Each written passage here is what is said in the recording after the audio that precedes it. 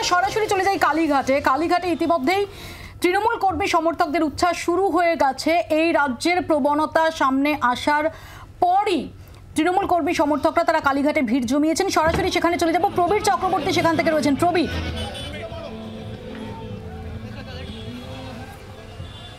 মৌপিয়াদি সবেমাত্র 3.5 ঘন্টা 4 ঘন্টা হয়েছে, গণনা চলছে। তার মধ্যে যে আভাস সামনে এসছে তাতে কিন্তু তৃণমূল কংগ্রেসের একটা বিশাল জয় রাজ্যে চোখে পড়ছে। এখনো অনেকটা সময় বাকি রয়েছে এবং তুমি দেখতে পাচ্ছ যে কালীঘাটে ইতিমধ্যেই কিন্তু আবির নিয়ে তৃণমূল কংগ্রেস কর্মী সমর্থকরা, সবুজ আবির নিয়ে তৃণমূল কংগ্রেস কর্মী সমর্থকরা তারা নেমে পড়েছেন মমতা বন্দ্যোপাধ্যায়ের বাড়ি এবং অভিষেক বন্দ্যোপাধ্যায়ের বাড়ির একদম সংযোগ স্থলে। তৃণমূল কংগ্রেস কর্মী সমর্থকদের উচ্ছ্বাস তুমি দেখতে পাচ্ছ যে এই মুহূর্তে এখনো অনেকটা সময় বাকি রয়েছে গণনা হতে।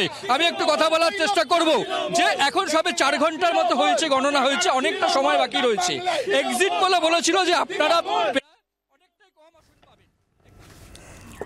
প্রবীরের কথা আমরা স্পষ্ট শুনতে পাচ্ছি না। সেখানে ইতিমধ্যেই আবির খেলা শুরু হয়ে গেছে কালীঘাটে। সামনে তৃণমূল কংগ্রেস কর্মী সমর্থকরা তারা উচ্ছ্বাসে নেমে পড়েছেন, আমরা দেখতে পাচ্ছি। রীতিমতো সেলিব্রেশন চলছে সেখানে, কারণ এখনো পর্যন্ত যে প্রবণতা সেখানে পশ্চিমবঙ্গে ঘাস ফুলেরই একাধিপত্য এখনো পর্যন্ত যাওয়া যাচ্ছে।